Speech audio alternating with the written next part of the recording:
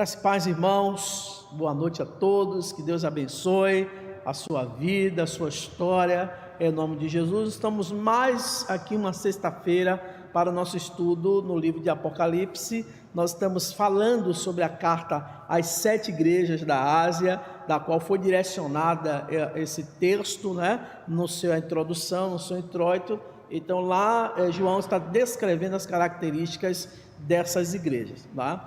E louvamos a Deus pela sua participação, por estar conosco, acompanhando o nosso canal, Se você quiser, pode se inscrever no nosso canal aqui embaixo. Você pode ativar o sininho para receber as nossas notificações.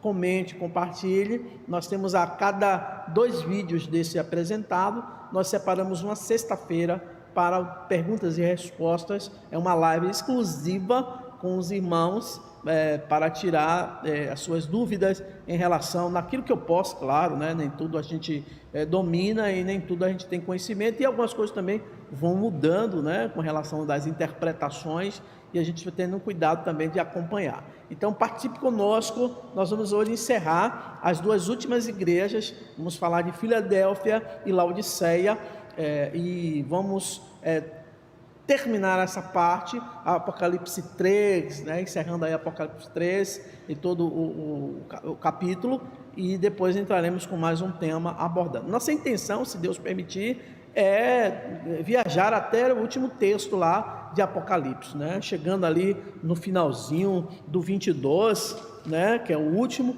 e falando acerca do que está ali, que é justamente já se fala do reino, do milênio, da volta do Senhor Jesus, enfim, ok? Então fique conosco, fique com o nosso canal, vamos orar e vamos dar logo início aqui, terminando hoje falando das 2 últimas igrejas, Filadélfia e Laodiceia. Oremos. Pai Santo e Deus Eterno, queremos te agradecer, ó Deus, por esta oportunidade que o Senhor nos dá, Deus, de estudar a Tua Palavra, estudar este livro tão emblemático, tão, às vezes, mal compreendido naquilo que Ele quer dizer realmente, mas o Senhor tem nos iluminado, e o Senhor vai nos iluminar para que possamos, ó Deus, extrair desse livro, desses textos, ó Deus, aquilo que o Senhor quer para a nossa vida e o real significado, Senhor, para a nossa direção espiritual até a vinda do Senhor Jesus. Obrigado por tudo, continua abençoando o teu povo, a família Jerusalém e todos quantos, ó Deus, acompanham o nosso canal. Obrigado por tudo, nós agradecemos em nome de Jesus. Amém. Vamos lá no livro de Apocalipse, no capítulo 3, a partir do versículo 7, fala desta igreja, a igreja de Filadélfia. Ele diz: ao anjo da igreja que está em Filadélfia, escreve, isso diz que é santo, o que é verdadeiro, o que tem a chave de Davi, o que abre e ninguém fecha, e fecha e ninguém abre. Eu sei as tuas obras, e eis que diante de ti pus uma porta aberta, e ninguém pode fechar. Tendo pouca força, guardastes a minha palavra, e não negastes o meu nome. Eis que eu farei aos da sinagoga de Satanás, aos que dizem judeus e não são, mas mentem. Eis que eu farei que venham e adorem prostrados aos teus pés, e saibam que eu te amo. Como guardastes a palavra da minha paciência, também eu te guardarei da hora da tentação, que há de vir sobre todo o mundo, para tentar os que habitam na terra. Eis que venham sem demora. Guarda o que tens, para que ninguém tome a tua coroa. A quem vencer, eu farei coluna no templo do meu Deus, e ele nunca sairá. E escreverei sobre ele o nome do meu Deus, e o nome da cidade do meu Deus, a nova Jerusalém que desce do céu, do meu Deus, e também ao meu novo nome. Quem tem ouvidos, ouça o que o Espírito diz às igrejas. Que Deus aplique esta palavra lida na nossa mente e no nosso coração. Queridos irmãos, a cidade de Filadélfia é uma cidade na Ásia Menor. Aliás, eu vou mostrar aqui um mapinha para você ver, o mapa, onde tem as cidades, e tudo já ali, o que estava sendo escrito. É um mapa lá do 1º século, que fala um pouco sobre onde estava arrolado essas cidades. Aí você vai ver aí no mapa as 7 igrejas, Pérgamo, Tiatira, as Sardes, Filadélfia, Laodiceia, já indo já para o mar, Você tem Esmirna, Éfeso, e você vê aí a ilha de Patmos, onde João ficou preso aqui na Grécia, provavelmente aqui está falando do mar Mediterrâneo. Então você está aqui na Grécia, onde toda essa região foi endereçado a carta às 7 igrejas. A cidade de Filadélfia foi fundada por um cidadão chamado Eumenes, que era rei de Pérgamo, que colocou esse nome em homenagem a seu irmão Átalo, lá no 2º século a.C. Seu nome, Filadélfia, significa amor fraternal. É a igreja avivada, é a igreja missionária. Ela é uma cidade próspera e de maioria cristã. A igreja era humilde, porém fiel, e amava e guardava a palavra de Deus, apesar de estar no meio de uma sociedade pagã. Ali foi endereçado aquela igreja, mas como nós estamos falando que cada período na história é representado por uma igreja, também serve de simbolismo para representar a igreja que viveu entre 1751, especialmente ali no século XVIII, século XIX e meados do século XX. É a época do grande avivamento. A igreja de Filadélfia é como a diz Mina, não recebe censura ou nenhuma crítica de Jesus. É uma igreja onde não se permitiu a intromissão de falsos ensinos e práticas. É a igreja justamente no período do grande avivamento do século XVII, onde missionários ingleses saíram pelo mundo todo pregando o evangelho, onde colonizou os Estados Unidos, criando ali a Nova Inglaterra, que é o sul dos Estados Unidos. Ali naquela região, toda aquela região ali, foi fundada por esse grande avivamento. Também de missionários como William Carey, que foi missionário na África, ou na Índia. E também outros tantos missionários, como Hudson Taylor e os demais, homens de Deus, que saíram pelo mundo, motivados por essa mensagem salvadora, essa mensagem redentora, essa mensagem que traz mudança no coração do homem. Então é esse período na história que nós estamos detalhando. É uma igreja que não permite ensinos que não sejam ensinos trazidos da boca dos apóstolos e trazidos do Senhor diretamente para ele. E o texto diz lá no versículo 7, ao anjo da igreja que está em Filadélfia, isso diz aquele que é santo, que é verdadeiro, que tem a chave de Davi, o que abre ninguém fecha, e fecha ninguém abre. Refere-se aqui ao Cristo glorificado. Aqui ele está representando um Cristo em glória, o Senhor que agora é soberano sobre todo o planeta, sobre todo o mundo, sobre todo o cosmos, sobre todo o universo. Versículo 8 diz, eu sei as tuas obras, eis que diante de ti pus uma porta aberta. Pode se referir como eu falei, aquele ímpeto missionário de 1793, começando ali com William Carey, como pode se referir também ao arrebatamento do capítulo 4 de Apocalipse. Mas o texto se refere mais mesmo à questão dos grandes homens que saíram pelo mundo todo pregando o evangelho. Diz, ninguém pode fechar, tendo pouca força, guardaste da minha palavra e não negaste o meu nome. Fala das características dessa igreja, que é pobre e simples, mas é cheia de poder. Irmãos, nunca se enviou tanto missionário com poucos recursos como foi nesse período da história, lá no século 17, século 18 e meados do século 19. Eu sei as tuas obras, diz a palavra. Versículo 9 diz, eis que farei aos da sinagoga de Satanás, aos que dizem judeus e não são, mas mentem, eis que eu farei que venham e adorem prostrados os teus pés e saiba que eu te amo. Fala do resgate do Senhor, dentro daquele contexto pagão que vivia a igreja em Filadélfia, mas que era fiel ao Senhor e que não se prostrava diante dos ídolos. Aqui certamente está falando do culto, às divindades, está se falando aqui do culto à hierarquia. Aqui nós estamos falando de uma igreja já hierarquizada, uma igreja de potência mundial, mas que esses homens se rebelaram pós-reforma, rebelaram no bom sentido e de encontro aos ensinamentos equivocados que a igreja trazia. A igreja de Roma trazia alguns ensinamentos que não condiziam com a verdadeira escritura. Esses homens pagaram um preço muito alto para pregar o genuíno evangelho. Diz assim, como guardaste da minha palavra, versículo 10, palavra da minha paciência, também te guardarei na hora da tentação que há de vir sobre todo o mundo. Aqui faz uma alusão, certamente, ao arrebatamento da igreja, onde acontecerá no período da grande tribulação, onde a igreja será tirada da terra e quem ficará infelizmente para a grande tribulação, sobre o domínio do anticristo durante 7 anos. Jesus diz que guardará da hora da tentação, não na hora da tentação, evidenciando que o arrebatamento antes da grande tribulação.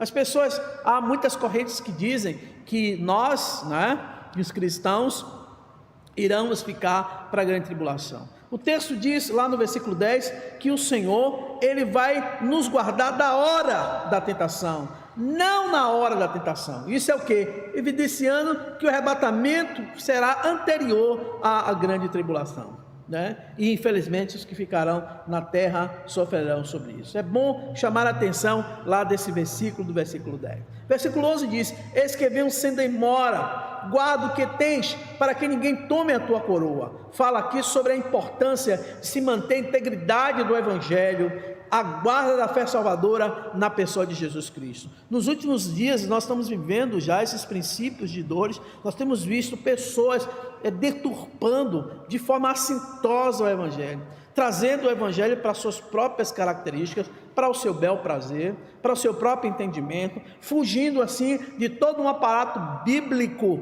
do que a palavra tem nos ensinado. Você, aqui não dá para mencionar, até porque a gente pode estar falando de forma equivocada e atingir alguém. A nossa intenção não é atingir ninguém. Eu sempre digo que o púlpito é lugar de informação, é um lugar onde traz direção para as pessoas, e é isso que nós cremos, é isso que nós pregamos.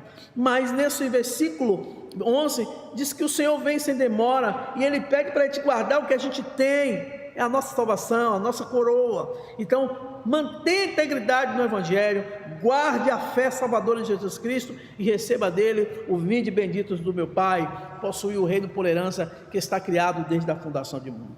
Versículo 12 diz: a quem vencer, farei coluna no templo do meu Deus, dele nunca sairá. Escreverei sobre ele o nome do meu Deus e o nome da cidade do meu Deus, a nova Jerusalém, que desce do céu do meu Deus, e também o meu nome. Ou seja, fala sobre a nova condição que eu e você vai desfrutar, os salvos em Cristo Jesus, depois do arrebatamento da igreja, onde teremos um lugar especial, e ali vamos experimentar a primeira ressurreição. É importante esse texto, porque Filadélfia mostra que a igreja, mesmo lá no primeiro século, onde sofreu perseguições, aqui no século 17, século 18, meados do século 19, onde a igreja foi não só perseguida humanamente falando, para o exército, para as instituições, mas também através das heresias, dos ensinamentos deturpados da palavra de Deus. Está se falando de manter essa integridade. O Evangelho sempre foi e sempre será o poder de Deus para a salvação de todo aquele que crê. Então é importante que você mantenha a sua fidelidade. Aqui é a representação desta igreja, a igreja do amor fraternal, é a igreja de Filadélfia, esta igreja que o Senhor nos preparou, esta igreja que está nos ensinando como se preparar, como manter o ardor missionário, como manter a integridade do Evangelho e como manter a coerência bíblica em tempos de muitas heresias e de muitas dificuldades para a manutenção do verdadeiro e genuíno Evangelho. Vamos agora para a igreja de Laodiceia, capítulo 3, a partir do versículo 14, diz assim: e ao anjo da igreja que está em Laodiceia, escreve isso, diz o Amém, a testemunha fiel e verdadeiro no princípio da criação de Deus. Fala do Senhor lá, no início da criação. Eu sei as tuas obras, que não és frio nem quente, tomaras fosse frio ou quente. Assim, porque és morna e não és frio nem quente, vomitar-te-ei da minha boca. Como diz, rico sou e estou enriquecido, e de nada tenho falta. Não sabes que és um desgraçado, miserável e pobre, e cego e nu? Aconselho-te que de mim compres ouro provado do fogo, para que te enriqueças, e vestes brancas para que te vistas, e não apareça a vergonha da tua nudez, e que unja os teus olhos com colírio, para que vejas. Eu repreendo e castigo a todos quanto amo. Sê, pois, zeloso e arrepende-te. Eis que estou à porta e bato. Se alguém ouvir a minha voz e abrir a porta, entrarei em tua casa, cearei com ele e ele comigo. Ao que vencer, lhe concederei que se assente comigo no meu trono, assim como eu venci e me assentei com meu Pai no seu trono. Quem tem ouvidos, ouça o que o Espírito diz às igrejas. Queridos irmãos, esta é, segundo a nossa interpretação, a era final. É a era que se encerra o período da igreja. Laodiceia representa esse período, um período final. E Laodiceia, queridos amados irmãos, é a cidade antiga de Aerópolis, na Grécia. Foi fundada por Etíoco II, que colocou esse nome em homenagem à sua mulher Laodice. O significado de Laodiceia significa direitos do povo ou governo do povo. É caracterizada como uma igreja morna. E quando fala direito do povo, governo do povo, não entenda aqui como uma questão de democracia. Significa que o povo é que dirige, não há espaço para Deus, não há espaço para nenhum tipo de intervenção divina, a não ser o próprio homem. É o antropomorfismo, né? Ou a questão do homem como centro do universo, o homem como centro da criação e centro de tudo. Então esse texto é nesse sentido. Então é a representação da igreja morna. Não sei se vocês sabem, mas Laodiceia era um importante centro comercial. Era uma cidade rica, havia uma produção de colírio, que era feito à base de massa de pão, onde os viajantes, quando chegavam do deserto, com seus olhos inchados, eram colocados esse colírio e as pessoas eram curadas. Por isso o texto está dizendo: aconselho de mim que compre colírios, ou seja, esse colírio você pode voltar a ter a dor, você pode ter a enfermidade de novo, mas o colírio que o Senhor lhe dá, não. Era uma cidade situada próxima à região de águas termais, que vinham, né, das montanhas e desciam quente. Quando chegava na cidade, através de aquedutos, porque os romanos eram os excelentes construtores, e existe hoje na Europa, somente Portugal, Inglaterra, muitas construções, França também, muitas construções ainda do Império Romano. Então eles vinham através de aqueduto, e quando chegava na cidade, essa água era uma água termal, uma água morna. Por isso o texto está dizendo: assim como é morna a água que entra dentro da sua cidade, assim também a sua espiritualidade. Então o crente não pode ser frio ou morno, ele tem que ser quente, no sentido do evangelho queimar no coração dele. Então o texto diz que essa cidade era uma cidade que vivia esse tipo de, podemos dizer, de padrão social, né? Havia um grande centro bancário, onde esse centro era, você tem ideia, essa cidade, ela teve um terremoto nessa cidade, nesse período do primeiro e segundo século, e o Império Romano quis reconstruir. Os banqueiros da cidade, os homens ricos da cidade, não aceitaram a ajuda do Império Romano, eles mesmos reconstruíram a cidade. Essas cidades hoje estão em ruínas, né, por conta de muitos problemas climáticos que vieram a destruir. Então era um grande centro bancário, também era um grande polo industrial têxtil. Nessa cidade se produzia púrpura, roupas que eram usadas por reis e rainhas, por autoridades. Então uma cidade muito própria nas suas características. O versículo 14 diz: ao anjo da igreja que está em Laodiceia escreve, diz o amém. O que é isso? Fala sobre o término da dispensação da graça e o fim da atividade da igreja no mundo.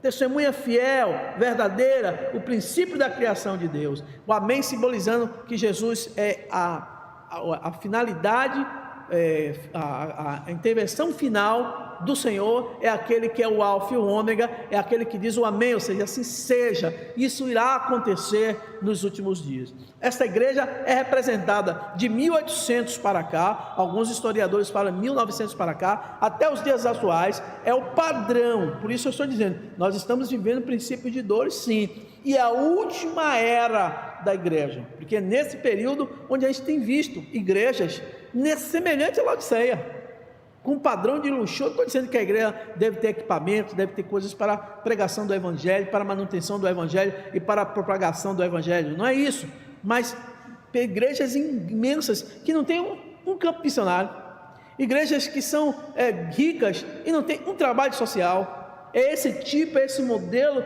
dos últimos dias, que recolhe muito e produz pouco, porque o seu valor está nos bens, então no bem maior que é a vida humana. E ele diz mais no versículo 15: eu sei as tuas obras. Deus sabe as nossas obras, Deus conhece. O salmista diz que antes da palavra ser formada em minha língua, o Senhor já sabe. Então diz: eu sei as tuas obras, que não és frio nem quente. Tomara fosses frio ou quente. Fala sobre a vida cristã, que não tem identidade cristã bem definida. Esse momento que nós estamos vivendo, né? As pessoas estão vivendo aí como se fosse, podemos dizer, na sua vida, sem intervenção nenhuma divina, sem ação nenhuma de Deus. Cristãos que a gente nem identifica como cristão. É essa fé que muitas vezes polariza para um lado, polariza para o outro, não tem vivido a fé genuína. Deus está dizendo: eu sei tuas obras, não és frio nem quente. Tomara fosse frio ou quente. Por isso, porque é dúbio, porque não tem identidade cristã, assim como a igreja lá do primeiro século não tem identidade cristã, vomitar-te-ei da minha boca. Ou seja, não lhe tolerei mais. No texto 16 diz: assim porque és morno, não é frio nem crente, vomitar-te-ei da minha boca. Sabe o que é isso? É a rejeição de Jesus a esse tipo de igreja, a esse tipo de cristão. Assim como foi lá em Laodiceia, né? Jesus rejeita esse tipo de religiosidade. Como dizes: rico sou e estou enriquecida, e de nada tenho falta.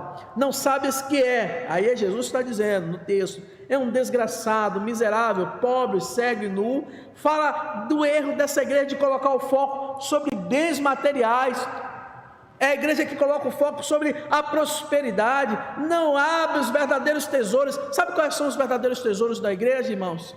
Não é os bancos, não é o patrimônio financeiro, não é nem você nem eu. Os verdadeiros tesouros da igreja é a salvação, é a graça, é a justiça, é a unção do Espírito Santo, é a fé em Jesus Cristo. Pouco se ouve e pouco se fala nessas igrejas. Vou dar um exemplo.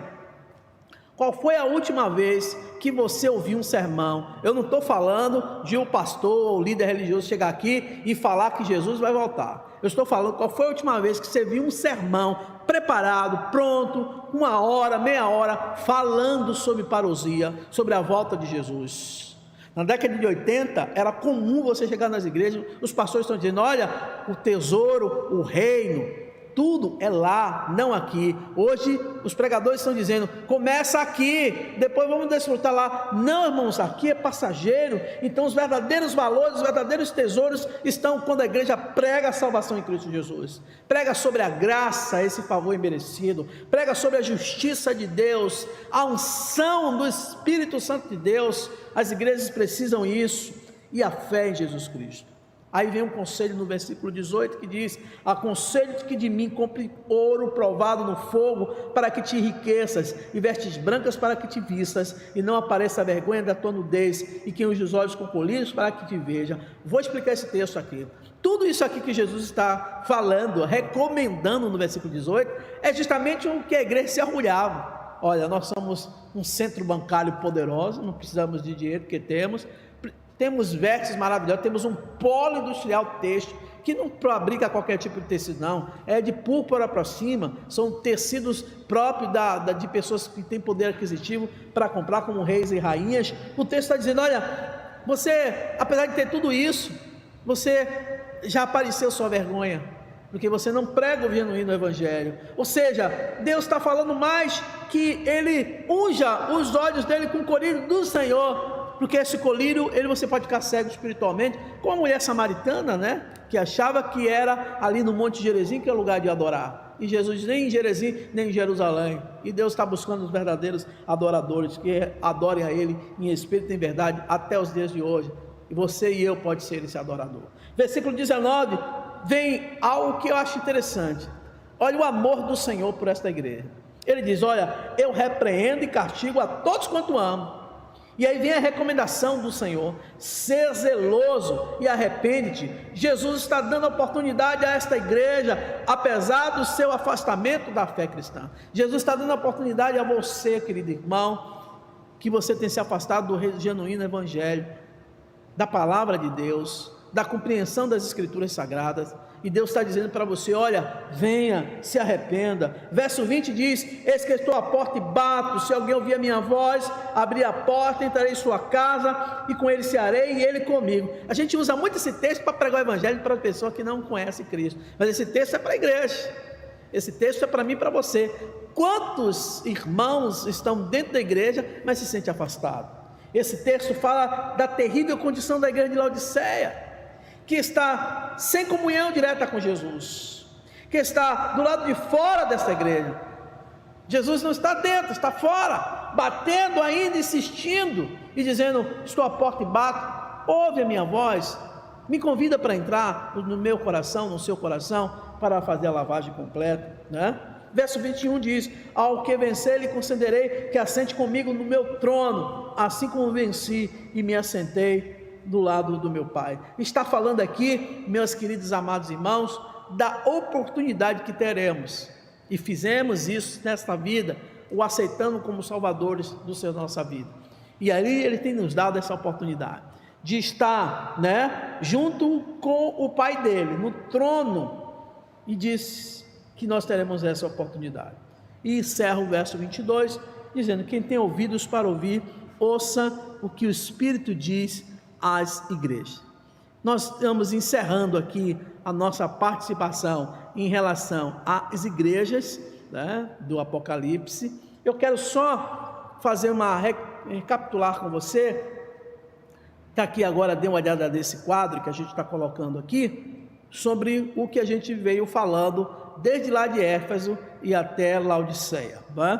Primeiro período, né, da história, ali fala sobre o significado de Éfeso, que é igreja impassível, né? Depois Cristo se apresenta ali com os 7 estrelas no meio dos 7 candelabros, ou seja, mostrando ali que ele tem poder sobre todo o cosmos, sobre todo o mundo. O elogio da igreja de Éfeso manda ela perseverar as boas obras, pois a prova da questão dos salvos, né? Fala da questão dos mestres que estavam ali insistindo em heresias. Foi o período do intrognosticismo, macionismo, arianismo, eram doutrinas que disturbavam da figura de Jesus, da pessoa do Espírito Santo. Então Jesus está ali elogiando e dando assim, alguns toques, vamos dizer assim. A repreensão, o abandono do primeiro amor. Isso aqui serve para mim e para você, né? A gente vê muitas pessoas abandonando esse primeiro amor. E a recompensa para a igreja de Éfeso é: alimenta-se da árvore da vida. Alimente-se da árvore da vida. Essa fonte aqui nós tiramos do Google Maps, ok? Então, tanto o mapa como esta fonte aqui, nós tiramos de lá para mostrar aos irmãos como é este quadro. Depois vem a igreja de Esmirna, que vai do ano 100 ao ano 313, ali quando Constantino ascende ao poder. É o período da igreja perseguida, nós falamos aqui um das nossas, estudo, e a apresentação de Cristo, ele diz que ele é o primeiro e o último, que esteve morto e tornou a viver. O elogio é rica no sentido espiritual, ou seja, que ela seja rica não no sentido material, mas no sentido espiritual. Interessante, a igreja de Minas e com Filadélfia, não há nenhuma repreensão nesta igreja. E a recompensa a esta igreja não sofrer o dano da segunda morte, ou seja, a primeira morte é a natural que nós teremos, e a segunda morte é a morte espiritual. Então você será livre deste dano, porque reconheceu o Senhor como um Salvador. A igreja de Pérgamo, que vai do 313 a 538 depois de Cristo, é a igreja popular, a igreja do povo, não é? A apresentação de Cristo, ele se apresenta ali com uma espada afiada de 2 gumes, ou seja, é uma palavra que penetra na alma e no coração do homem, a tal ponto, como diz lá em Hebreus, discernir juntas e medulas. Você tem poder para descortinar o coração de qualquer pessoa, né? Isso que ele fala. O elogio: conserva o meu nome e não negastes a minha fé. Uma igreja que, com mais de perseguição, com várias heresias, mas não negou o nome do Senhor. A repreensão é que ela, infelizmente, aceitava as falsas doutrinas. Aí o Senhor repreende: cuidado com as falsas doutrinas. O Senhor também nos repreende hoje. Hoje é muito comum, irmãos, alguns líderes que já foram líderes religiosos e não estão mais dentro das igrejas, têm usado a gente com essa expressão. Eu, quando era do sistema do cristianismo, quer dizer, né? E aí tem vivido um evangelho solto, sem nenhuma estrutura, e se diz que é dirigente e representante de Deus. Lá, a recompensa para esta igreja de Pérgamo é comer do maná escondido e ter uma pedrinha branca com um novo nome. Isso era a recompensa dela. A igreja de Tiatira já representa ali o período da Idade Média, né? E vai até aqui a Reforma Protestante, 1516, né? Quando começa. Significado: igreja que transige a apresentação de Cristo. Cristo se apresenta como Filho de Deus, como olhos, como chama de fogo, representando fogo para provar, para julgar, né? Para mostrar a realidade. O elogio desta igreja de Tiatira é o amor, o serviço, a perseverança e as obras numerosas que ela veio fazendo. A repreensão é que tolerava Jezabel, e Jezabel aqui representa a idolatria. Já expliquei isso lá na nossa live sobre Tiatira, né? Lá em Reis, conta a história do rei Acabe, da esposa de Jezabel, que incutiu o culto idólatra e extinguiu o culto de adoração a Deus Jeová, o Deus verdadeiro, o Deus Yahvé. E aí você lê aquela batalha ali entre os 400 profetas de Baal e Elias. Você conhece essa história. Então Jezabel representa tudo aquilo que vai de encontro à doutrina sã e sadia, que é a palavra de Deus. Então o texto diz que ela tolerava Jezabel. E a recompensa: a autoridade sobre as nações e receber a estrela da manhã. Por que autoridade? Porque é nesse período que os homens começam a entender, e como Martinho Lutero, né, lendo lá em Romanos, ele vai olhar e ver que o justo viverá pela fé. Ele faz, aliás, 95 teses, começa por aí, repreendendo a orientação romana, e aí se institui a reforma, e depois os pais reformados começaram a voltar para a escritura e trazer mais conhecimento e revelação sobre ela. Então esse texto diz que esta igreja, a igreja de Tiatira,